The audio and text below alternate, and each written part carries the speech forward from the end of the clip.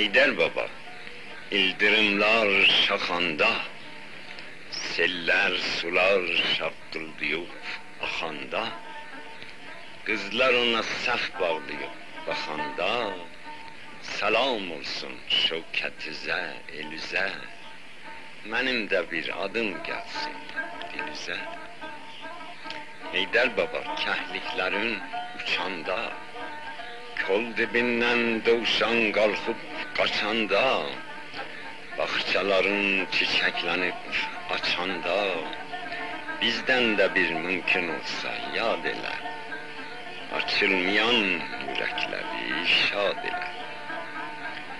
Bayram yeli çardaqları yıxanda, Novruz gülü qar çiçəyi çıxanda, ağ bulutlar köynəklərin sıxanda, bizdən də bir yad eləyən sağ olsun. Dərdlərimiz qoy dikəlsin, dağ olsun. Heydər baba, gün dalığı dağlasın, yüzün gülsün, bulaqların ağlasın, uşaqların bir dəstə gül bağlasın, yel gələndə ver gətirsin bu yana, bəlkə mənim yatmış bəxtim o yana.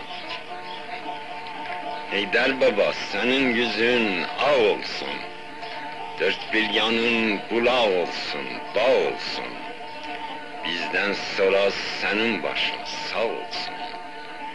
Dünya qəzə qədər ölüm itimdir, dünya boyu oğulsuzdur, yetimdir. Heydər baba, yolum səndən kəc oldu, ömrüm keçdi, gələnmədim, gec oldu. Heç bilmədim gözəllərin necə oldu.